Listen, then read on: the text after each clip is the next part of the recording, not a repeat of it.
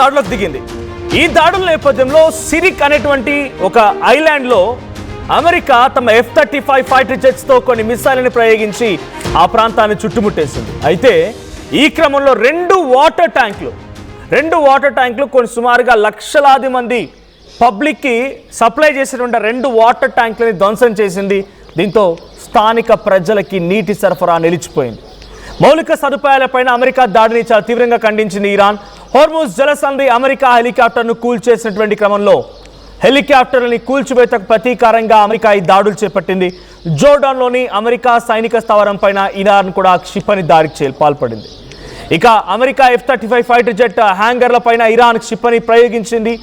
బహ్రెయిన్లోని America నౌకాదళంపై కూడా Iran డ్రోన్తో దాడులు చేసింది.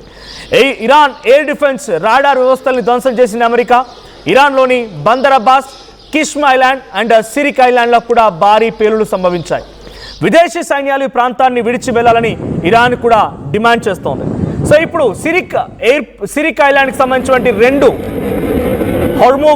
హార్మోగన్స్ అనేటువంటి ఆ ప్రావిన్స్లో సిరిక్ ఐలాండ్ దగ్గర రెండు వాటర్ ట్యాంక్స్ని కుప్పకూల్చింది అమెరికా. అయితే నిన్న అపాచీ అనేటువంటి హెలికాప్టర్ హార్ముజ్ జలసంధి దగ్గర పాట్రోలింగ్ చేస్తుండగా అమెరికా సంబంధించిన హెలికాప్టర్ని ఇరాన్ ఆ అమెరికన్ హెలికాప్టర్ని పేల్చేసింది. దాంట్లో ఇద్దరు పైలట్ సిబ్బంది కూడా ఉన్నారు, వారిని సేఫ్ చేసింది. ఆ ఇద్దరు పైలట్ సిబ్బందులు కూడా అమెరికా రెస్క్యూ చేసి కాపాడుకోగలిగింది. కానీ ఆ హెలికాప్టర్ మాత్రం పేలిపోయింది. ఈ సిచ్యువేషన్లో ప్రతీకార చర్యల్లో భాగంగా అమెరికా మళ్ళీ ఇరాన్పై దాడి చేయడం మొదలుపెట్టింది. అర్ధరాత్రి సమయం నుంచి భయంకరమైనటువంటి దాడి ఇరాన్పై కొనసాగుతోంది.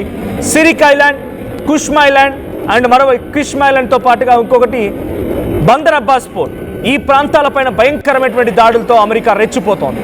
ఈ క్రమంలో సిరిక్ ఐలాండ్పై దాడి చేసిన దగ్గర హార్మోగన్స్ అనేటువంటి ఒక ప్రావిన్స్లో ఉన్నటువంటి ఒక డిస్ట్రిక్ట్, అదొక చిన్న ప్రాంతం, పెద్ద అంటే కొన్ని మహానగరానికి సప్లై చేసిన ట్యాంక్స్ అవన్నీ కూడా చాలా దూరంగా నివాసాలు ఉంటాయి. బమని డిస్ట్రిక్ట్ అని చెప్పి ఈ బమని డిస్ట్రిక్ట్లో ఉన్నటువంటి రెండు వాటర్ ట్యాంక్స్ని, ఓవర్ హెడ్ వాటర్ ట్యాంక్స్ని అమెరికా తమ మిసైళ్లతో ఢీకొట్టింది. ఎందుకంటే అక్కడ పబ్లిక్ మొత్తం కూడా ఇప్పుడు నీటి ఎద్దడిని ఎదుర్కొంటున్నారు. సో నీళ్లు కనీసం వాళ్ళ వినియోగం కోసం నీళ్లు అందుబాటులో లేవు. సో దీనిపైన అటు ఇరానియన్ ప్రెసిడెంట్ పెజెస్కియాన్ కానీ IRGC కమాండర్స్ కానీ ఆగ్రహానికి గురవుతున్నారు. They said that US terrorist strikes on Sirik have hit 2 water storage tanks, cutting off access to drinking water for local residents, targeting civilian water infrastructure raises serious humanitarian concerns.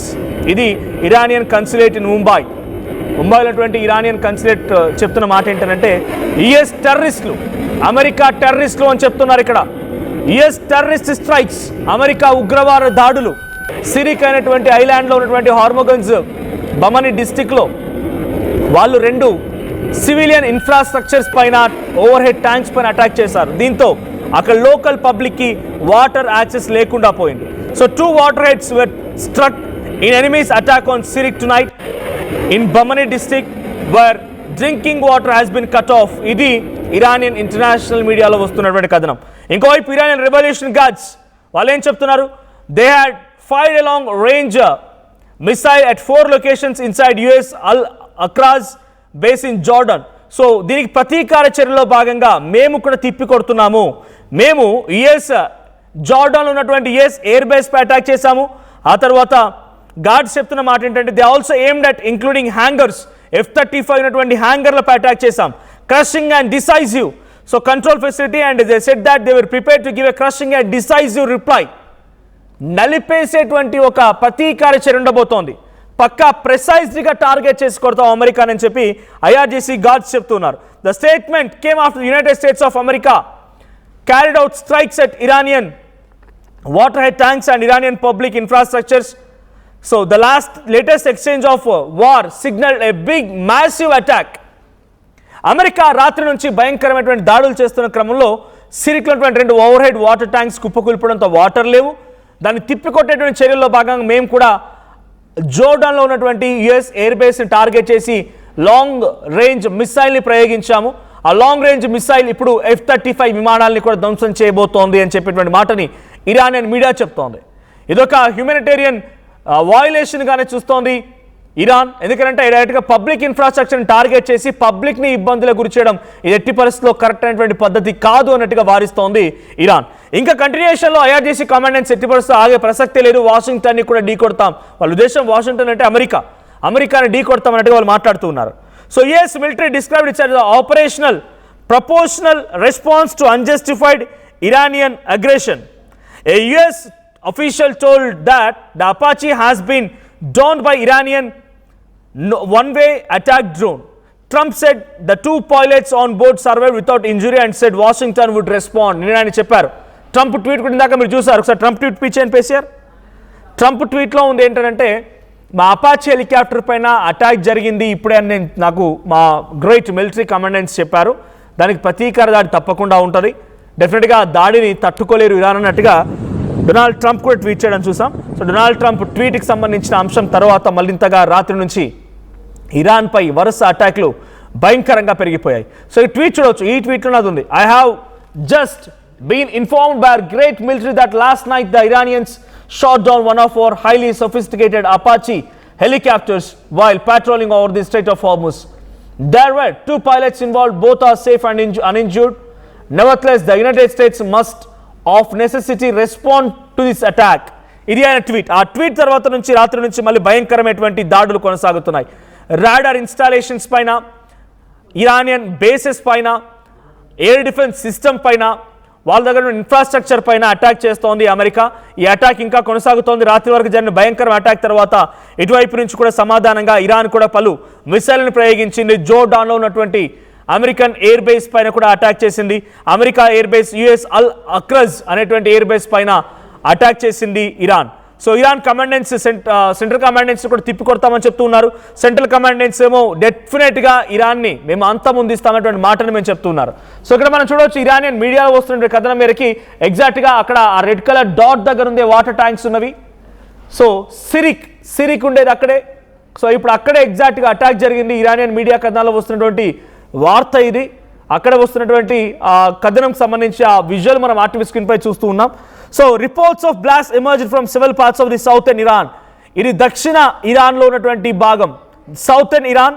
Early on Wednesday Iran's Fars news agency said explosions were heard in eastern parts of Hormozgan province.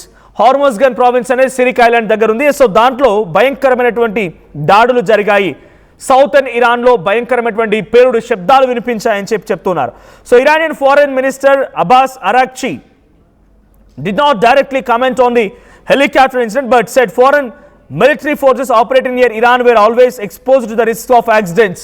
ఎవరైనా సరే మాకు వ్యతిరేకంగా అక్కడ మీరు ఫారెన్స్ అని ఎవరైనా సరే foreign military operations will definitely be exposed to the risk of accidents. మీరు ఎవరైనా సరే అక్కడ గస్తీ కాస్తున్నామనో మా దేశానికి సంబంధించి కాకుండా ఇతర దేశాలకు సంబంధించినటువంటి ఏవి అక్కడికి వచ్చినా కూడా వదిలిపెట్టే ప్రసక్తి లేదు. ఇటువంటి రిస్క్ ఎదుర్కోక తప్పదు అని చెప్పి అబ్బాస్ అగార్చి చెప్తున్నారు. So at the same time ఆయన ఏం సజెషన్ ఇస్తున్నారు, టు రెడ్యూస్ రిస్క్. మీరు ఒకరి కనుక ఈ రిస్క్ని తగ్గించుకోవాలనుకుంటే the best solution is for them to leave.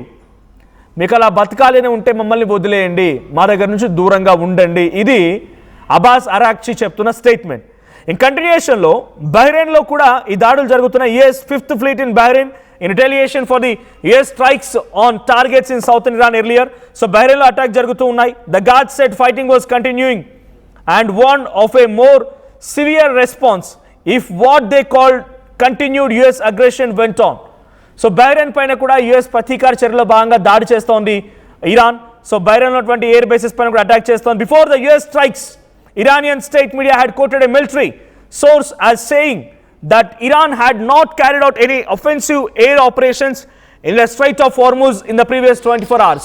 So అంతకంటే ముందు మేము ఎటువంటి ఆపరేషన్ దిగలేదు. ఎప్పుడైతే వాళ్ళు ఈ అపాచీ హెలికాప్టర్ రంగంలోకి దించి అక్కడ పాట్రోలింగ్ చేస్తారు అప్పటి నుంచే మేము దాడి చేయాల్సి వస్తోంది. But one thing is clear, Iran would give a decisive response. తప్పకుండా అంతకంతకి సమాధానం చెప్తాం. If it faced hostility linked to the helicopter incident, ఒకవేళ కనుక ఆ సంఘటన ఆధారితంగానే మాపై మీరు దాడి చేస్తున్నారు అనే రకంగా అయితే కనుక డెఫినెట్గా మేము కూడా మీపై దాడి చేస్తాం. ఇది ఇరాన్ ఐఆర్జీసీ కమాండెన్స్ నుంచి వస్తున్న వాట. సో ఇప్పటివరకైతే అటు 2 వాటర్ హెడ్ ట్యాంక్స్ కుప్పకూలిపోవడంతో మరింత ఆగ్రహానికి గురైనటువంటి ఇరానియన్ గార్డ్స్ అండ్ కార్ప్స్ వాళ్ళు అగ్రెసివ్గా దాడి చేస్తున్నారు. అటువైపు కూడా చాలా భయంకరమైనటువంటి దాడి కొనసాగుతోంది. బహ్రెయిన్పై అటాక్ కానీ, తర్వాత అటున్నటువంటి కొన్ని ప్రాంతాల కీలకమైనటువంటి జార్డాన్లో కానీ ఈ ప్రాంతాల అటాక్స్ జరుగుతున్నాయి. ఎయిర్ బేసెస్ని కుప్పకూల్చే ప్రయత్నం ఇరాన్ చేస్తోంది. సో ఇప్పుడు ఇది ఎక్కడి వరకు వెళ్తోంది, ఇంకా ఎన్ని రోజుల పాటు కంటిన్యూ అవుతుందని అని ఒక ఆలోచన చేస్తే మాత్రం డెఫినెట్గా ఇది ఒక క్వశ్చన్ మార్క్గానే ఉంది. ఆ క్వశ్చన్ మార్క్ ఇంకా కంటిన్యూ అవుతుందా, యుద్ధానికి ముగింపు పలుకుతుందా, చూడాలి ఏం జరుగుద్దో.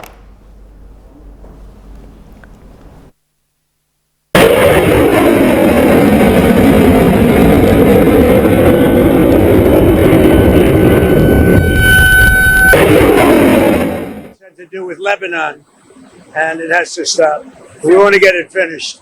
There's a report that an army helicopter went down in the strait. Can you give us an update on that? Are the soldiers okay? The pilots are fine. Yeah. And was Nobody that injured. brought it down? We are going to issue a report tomorrow, but the pilots are fine. Yeah. Sir, did you say 2 or 3 days or 2 or 3 weeks? 2 or 3 days. You'll be signing a peace agreement. No, we have a good chance of doing it. We should be able to do it in 1 hour. If you want to know the truth, it's had to do with Lebanon.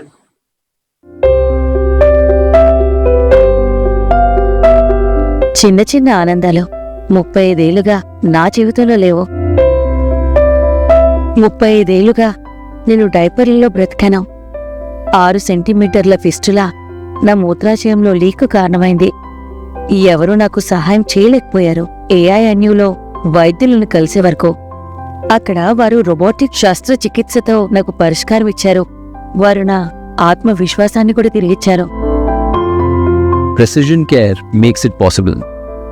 The Center for Robotic Surgery at AINU. 148 plus student-led startups, 11 exited startups, 12 cash flow positive startups. KL deemed to be university.